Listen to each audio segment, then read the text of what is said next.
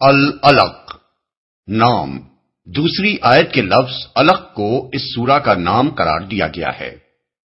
زمانہ نزول، اس سورت کے دو حصے ہیں۔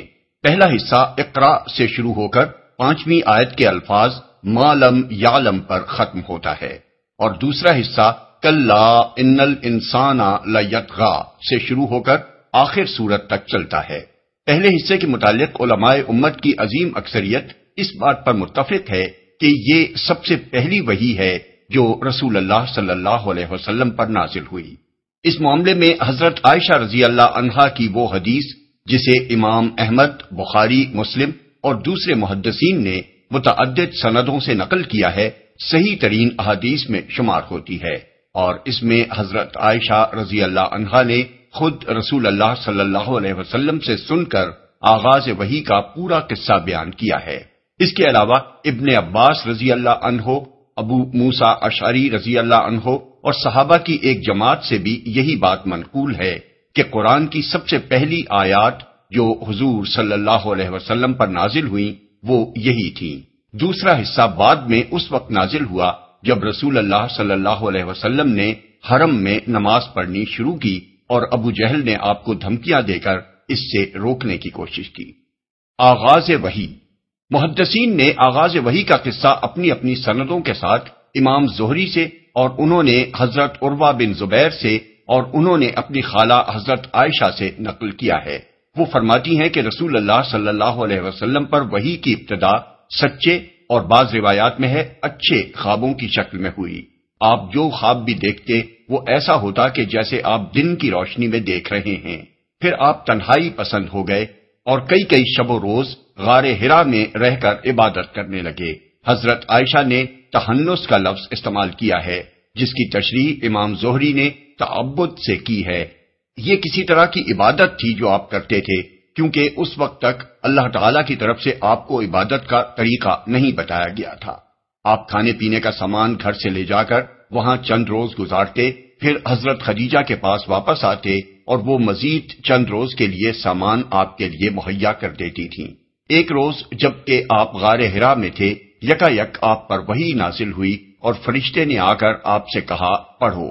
اس کے بعد حضرت عائشہ خود رسول اللہ صلی اللہ علیہ وسلم کا قول نقل کرتی ہیں کہ میں نے کہا میں تو پڑا ہوا نہیں ہوں۔ اس پر فرشتے نے مجھے پکڑ کر بھینچا، یہاں تک کہ میری قوت برداشت جواب دینے لگی۔ پھر اس نے مجھے چھوڑ دیا اور کہا پڑھو۔ میں نے کہا میں تو پڑا ہوا نہیں ہوں۔ اس نے دوبارہ مجھے بھینچا اور میری قوت برداشت جواب دینے لگی۔ پھر اس نے مجھے چھوڑ دیا اور کہا پڑھو۔ میں نے پھر کہا میں تو پڑا ہوا نہیں ہوں۔ اس نے تیسری مرتبہ مجھے بھینچا، یہاں تک کہ میری قوت برداشت جواب دینے لگی۔ پھر اس نے مجھے چھوڑ دیا اور کہا اقرا بسم ربک الذی خلق، پڑھو اپنے رب کے نام کے ساتھ جس نے پیدا کیا، یہاں تک کہ ما لم یعلم، جسے وہ نہ جانتا تھا تک پہنچ گیا۔ حضرت عائشہ رضی اللہ عنہا فرماتی ہیں کہ اس کے بعد رسول اللہ صلی اللہ علیہ وسلم کانپتے لرزتے ہوئے وہاں سے پلٹے اور حضرت خدیجہ کے پاس پہنچ کر کہا مجھے اڑھاؤ، مجھے اڑھاؤ۔ چنانچہ آپ کو اڑھا دیا گیا۔ جب آپ پر سے خوف زدگی کی کیفیت دور ہو گئی تو آپ نے فرمایا اے خدیجہ یہ مجھے کیا ہو گیا ہے؟ پھر سارا قصہ آپ نے ان کو سنایا اور کہا مجھے اپنی جان کا ڈر ہے۔ انہوں نے کہا ہرگز نہیں، آپ خوش ہو جائیے، خدا کی قسم آپ کو خدا کبھی رسوا نہ کرے گا۔ آپ رشتہ داروں سے نیک سلوک کرتے ہیں، سچ بولتے ہیں۔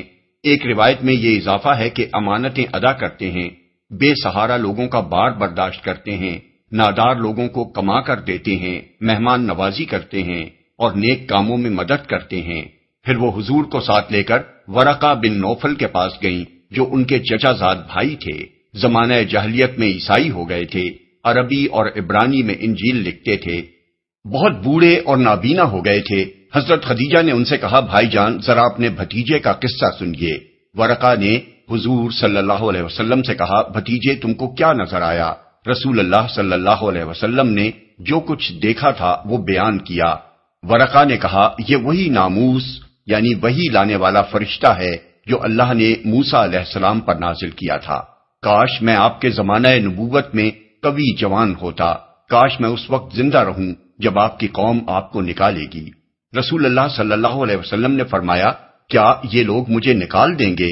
ورقہ نے کہا، ہاں، کبھی ایسا نہیں ہوا کہ کوئی شخص وہ چیز لے کر آیا ہو جو آپ لائے ہیں اور اس سے دشمنی نہ کی گئی ہو۔ اگر میں نے آپ کا وہ زمانہ پایا تو میں آپ کی پرزور مدد کروں گا۔ مگر زیادہ مدت نہ گزری تھی کہ ورقہ کا انتقال ہو گیا۔ یہ قصہ خود اپنے منہ سے بول رہا ہے کہ فرشتے کی آمد سے ایک لمحہ پہلے تک بھی رسول اللہ صلی اللہ علیہ وسلم اس بات سے خالی الذہن تھے کہ آپ نبی بنائے جانے والے ہیں۔ اس چیز کا طالب یا متوقع ہونا تو درکنار، آپ کے وہم و گمان میں بھی یہ نہ تھا کہ کوئی ایسا معاملہ آپ کے ساتھ پیش آئے گا۔ وحی کا نزول اور فرشتے کا اس طرح سامنے آنا آپ کے لیے اچانک ایک حادثہ تھا، جس کا پہلا تاثر آپ کے اوپر وہی ہوا جو ایک بے خبر انسان پر اتنے بڑے ایک حادثے کے پیش آنے سے فطری طور پر ہو سکتا ہے۔ یہی وجہ ہے کہ جب آپ اسلام کی دعوت لے کر اٹھے تو مکے کے لوگوں نے آپ پر ہر طرح کے اعتراضات کیے، مگر ان میں کوئی یہ کہنے والا نہ تھا کہ ہم کو تو پہلے ہی یہ خطرہ تھا کہ آپ کوئی دعویٰ کرنے والے ہیں، کیونکہ آپ ایک مدت سے نبی بننے کی تیاریاں کر رہے تھے۔ اس قصے سے ایک بات یہ بھی معلوم ہوتی ہے کہ نبوت سے پہلے آپ کی زندگی کیسی پاکیزہ تھی اور آپ کا کردار کتنا بلند تھا۔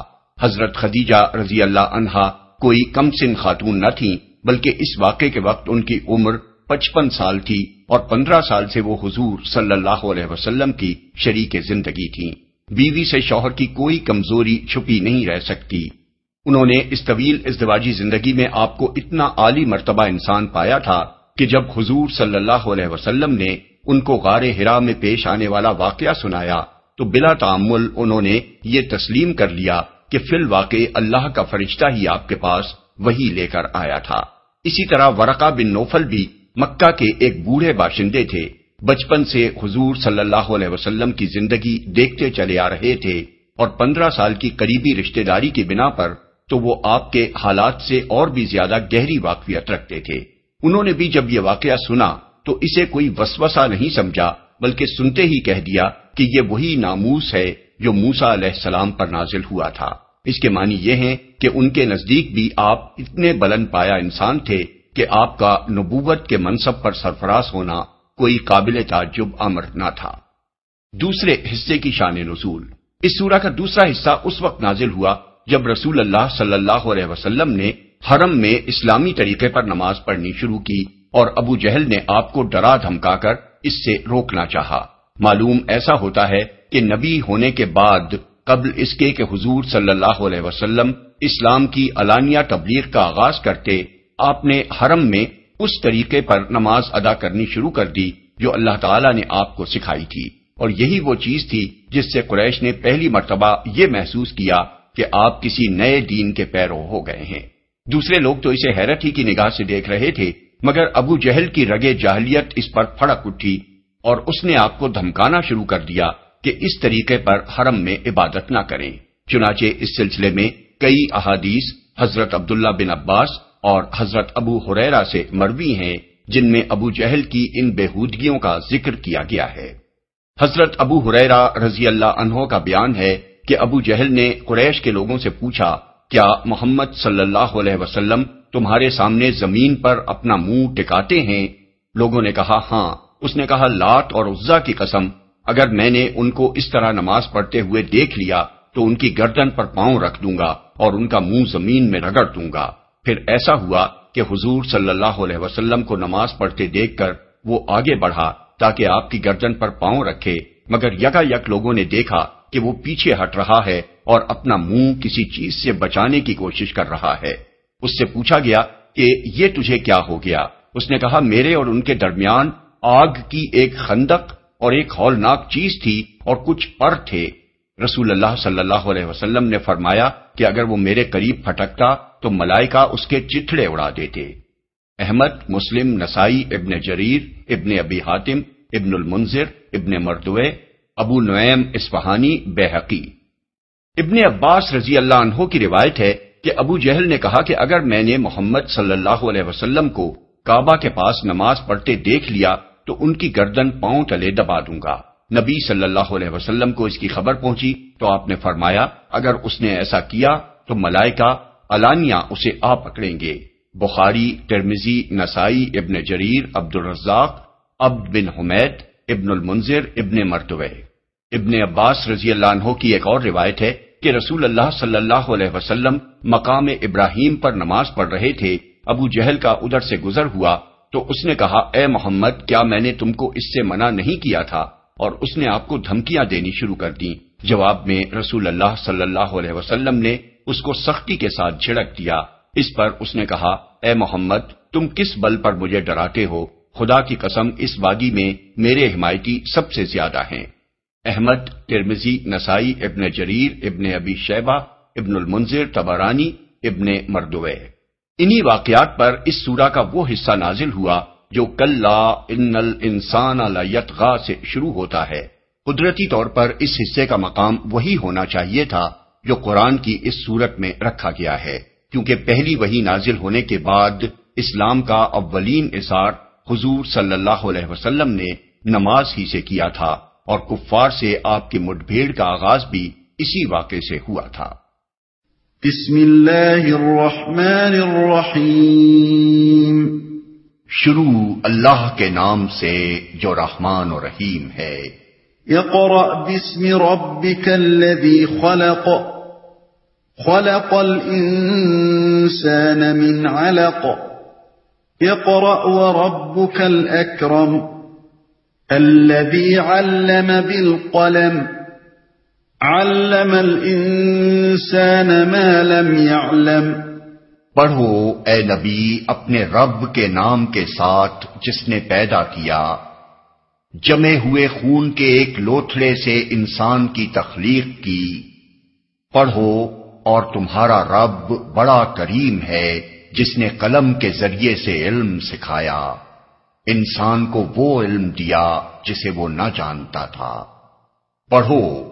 جیسا کہ ہم نے دیباچے میں بیان کیا ہے، فرشتے نے جب حضور سے کہا کہ پڑھو تو حضور نے جواب دیا کہ میں پڑھا ہوا نہیں ہوں۔ اس سے معلوم ہوتا ہے کہ فرشتے نے وحی کے یہ الفاظ لکھی ہوئی صورت میں آپ کے سامنے پیش کیے تھے اور انہیں پڑھنے کے لیے کہا تھا، کیونکہ اگر فرشتے کی بات کا مطلب یہ ہوتا کہ جس طرح میں بولتا جاؤں آپ اسی طرح پڑھتے جائیں تو حضور کو یہ کہنے کی کوئی ضرورت نہ ہوتی کہ میں پڑھا ہوا نہیں ہوں۔ رب کے نام کے ساتھ، یعنی اپنے رب کا نام لے کر پڑھو، یا بالفاظ دیگر بسم اللہ کہو اور پڑھو۔ اس سے یہ بات بھی معلوم ہوئی کہ رسول اللہ صلی اللہ علیہ وسلم اس وحی کے آنے سے پہلے ہی صرف اللہ تعالیٰ کو اپنا رب جانتے اور مانتے تھے، اسی لیے یہ کہنے کی کوئی ضرورت پیش نہیں آئی کہ آپ کا رب کون ہے، بلکہ یہ کہا گیا کہ اپنے رب کا نام لے کر پڑھو۔ جس نے پیدا کیا، مطلقاً پیدا کیا فرمایا گیا ہے، یہ نہیں کہا گیا کہ کس کو پیدا کیا۔ اس سے خود بخود یہ مفہوم نکلتا ہے کہ اس رب کا نام لے کر پڑھو جو خالق ہے، جس نے ساری کائنات کو اور کائنات کی ہر چیز کو پیدا کیا ہے۔ انسان کی تخلیق کی، کائنات کی عام تخلیق کا ذکر کرنے کے بعد خاص طور پر انسان کا ذکر کیا کہ اللہ تعالیٰ نے کس حقیر حالت سے اس کی تخلیق کی ابتدا کر کے اسے پورا انسان بنایا۔ علق جمع ہے علقہ کی، جس کے معنی جمے ہوئے خون کے ہیں۔ یہ وہ ابتدائی حالت ہے جو استقرار حمل کے بعد پہلے چند دنوں میں رونما ہوتی ہے، پھر وہ گوشت کی شکل اختیار کرتی ہے اور اس کے بعد بتدریج اس میں انسانی صورت بننے کا سلسلہ شروع ہوتا ہے۔ علم سکھایا، یعنی یہ اس کا انتہائی کرم ہے کہ اس حقیر ترین حالت سے ابتدا کر کے اس نے انسان کو صاحب علم بنایا جو مخلوقات کی بلند ترین صفت ہے، اور صرف صاحب علم ہی نہیں بنایا بلکہ اس کو قلم کے استعمال سے لکھنے کا فن سکھایا جو بڑے پیمانے پر علم کی اشاعت، ترقی اور نسلاً بعد نسلاً اس کے بقا اور تحفظ کا ذریعہ بنا۔ اگر وہ الہامی طور پر انسان کو قلم اور کتابت کے فن کا یہ علم نہ دیتا تو انسان کی علمی قابلیت ٹھٹر کر رہ جاتی اور اسے نشو و نما پانے، پھیلنے اور ایک نسل کے علوم دوسری نسل تک پہنچنے اور آگے مزید ترقی کرتے چلے جانے کا موقع ہی نہ ملتا، جسے وہ نہ جانتا تھا۔ یعنی انسان اصل میں بالکل بے علم تھا، اسے جو کچھ بھی علم حاصل ہوا اللہ کے دینے سے حاصل ہوا۔ اللہ ہی نے جس مرحلے پر انسان کے لیے علم کے جو دروازے کھولنے چاہے وہ اس پر کھلتے چلے گئے۔ یہی بات ہے جو آیت الکرسی میں اس طرح فرمائی گئی ہے کہ کہ ولا یحیطون بشیء من علمہ الا بما شاء، یعنی اور لوگ اس کے علم میں سے کسی چیز کا احاطہ نہیں کر سکتے سوائے اس کے جو وہ خود چاہے۔ سورہ البقرہ آیت 255۔ جن جن چیزوں کو بھی انسان اپنی علمی دریافت سمجھتا ہے، در حقیقت وہ پہلے اس کے علم میں نہ تھیں، اللہ تعالیٰ ہی نے جب چاہا ان کا علم اسے دیا، بغیر اس کے کہ انسان یہ محسوس کرتا کہ یہ علم اللہ اسے دے رہا ہے۔ یہاں تک وہ آیات ہیں جو سب سے پہلے رسول اللہ صلی اللہ علیہ وسلم پر نازل کی گئی، جیسا کہ حضرت عائشہ کی حدیث سے معلوم ہوتا ہے، یہ پہلا تجربہ اتنا سخت تھا کہ حضور اس سے زیادہ کے متحمل نہ ہو سکتے تھے، اس لیے اس وقت صرف یہ بتانے پر اکتفا کیا گیا کہ وہ رب جس کو آپ پہلے سے جانتے اور مانتے ہیں آپ سے براہ راست مخاطب ہے، اس کی طرف سے آپ پر وحی کا سلسلہ شروع ہو گیا ہے اور آپ کو اس نے اپنا نبی بنا لیا ہے۔ اس کے بعد ایک مدت بعد سورہ مدثر کی ابتدائی آیات نازل ہوئیں جن میں آپ کو بتایا گیا کہ نبوت پر مامور ہونے کے بعد اب آپ کو کام کیا کرنا ہے۔ تشریح کے لیے ملاحظہ ہو تفہیم القرآن جلد 6 سورہ المدثر دیباچہ۔ کلا ان الانسان لیطغى ان رآه استغنى ان الى ربك الرجعى۔ ہرگز نہیں، انسان سرکشی کرتا ہے اس بنا پر کہ وہ اپنے آپ کو بے نیاز دیکھتا ہے، حالانکہ پلٹنا یقیناً تیرے رب ہی کی طرف ہے۔ ہرگز نہیں، یعنی ایسا ہرگز نہ ہونا چاہیے کہ جس خدائے کریم نے انسان پر اتنا بڑا کرم فرمایا ہے اس کے مقابلے میں وہ جہالت برت کر وہ رویہ اختیار کرے جو آگے بیان ہو رہا ہے۔ بے نیاز دیکھتا ہے، یعنی یہ دیکھ کر کہ مال، دولت، عزت و جاہ اور جو کچھ بھی دنیا میں وہ چاہتا تھا وہ اسے حاصل ہو گیا ہے، شکر گزار ہونے کے بجائے وہ سرکشی پر اتر آتا ہے اور حد بندگی سے تجاوز کرنے لگتا ہے۔ تیرے رب ہی کی طرف ہے، یعنی خواہ کچھ بھی اس نے دنیا میں حاصل کر لیا ہو جس کے بل پر وہ تمرد اور سرکشی کر رہا ہے، آخرکار اسے جانا تو تیرے رب ہی کے پاس ہے، پھر اسے معلوم ہو جائے گا کہ اس روش کا انجام کیا ہوتا ہے۔ اَرَأَيْتَ الَّذِي يَنْهَى عَبْدًا إِذَا صَلَّى۔ تم نے دیکھا اس شخص کو جو ایک بندے کو منع کرتا ہے جبکہ وہ نماز پڑھتا ہو۔ بندے سے مراد خود رسول اللہ صلی اللہ علیہ وسلم ہیں۔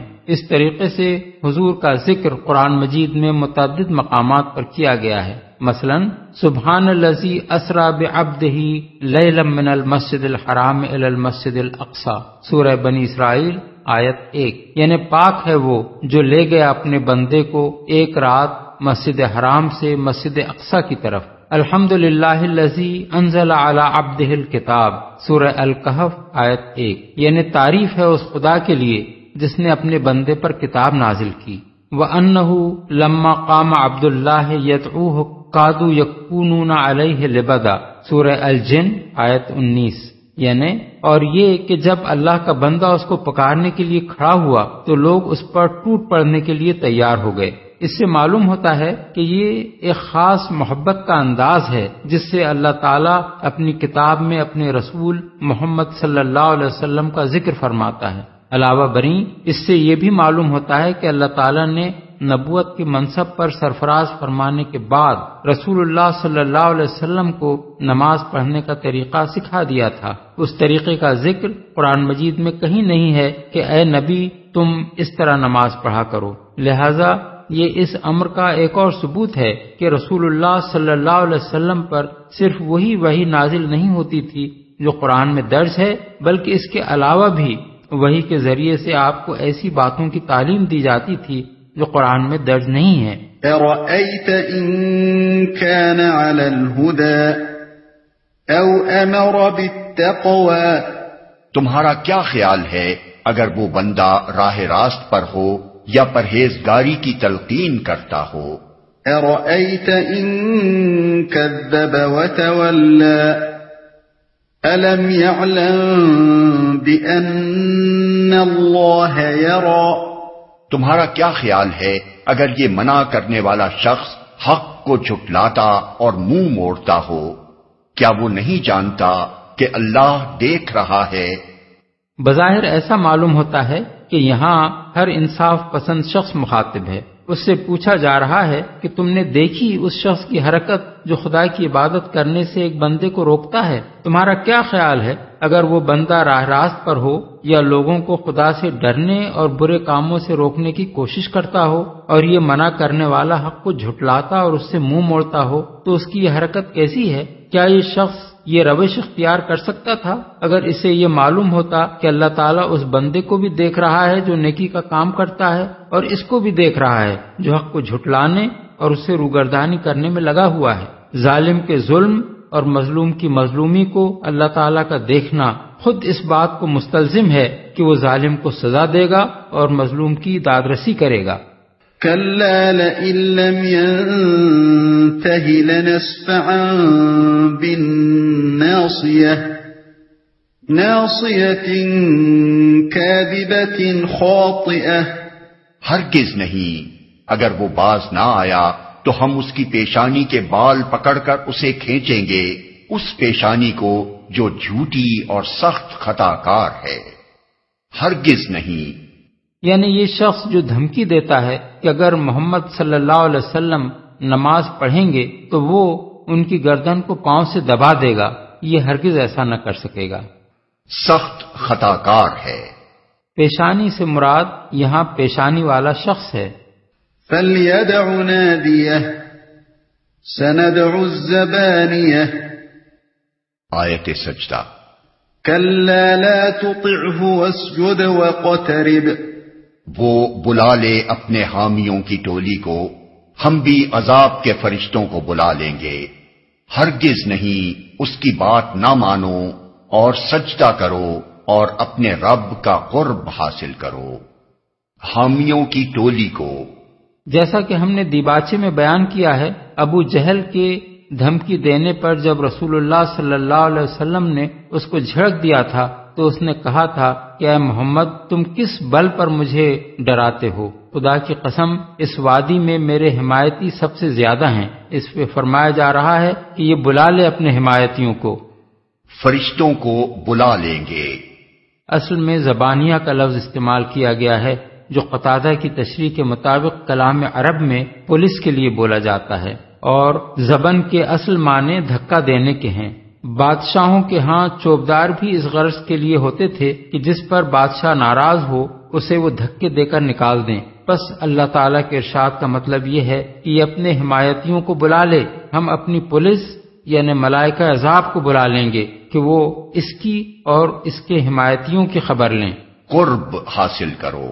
سجدہ کرنے سے مراد نماز ہے، یعنی اے نبی تم بے خوف اسی طرح نماز پڑھتے رہو جس طرح پڑھتے رہے ہو، اور اس کے ذریعے سے اپنے رب کا قرب حاصل کرو۔ صحیح مسلم وغیرہ میں حضرت ابو ہریرہ کی روایت ہے کہ بندہ سب سے زیادہ اپنے رب سے اس وقت قریب ہوتا ہے جب وہ سجدے میں ہوتا ہے، اور مسلم میں حضرت ابو ہریرہ کی یہ روایت بھی آئی ہے کہ جب رسول اللہ صلی اللہ علیہ وسلم یہ آیت پڑھتے تھے تو سجدہ تلاوت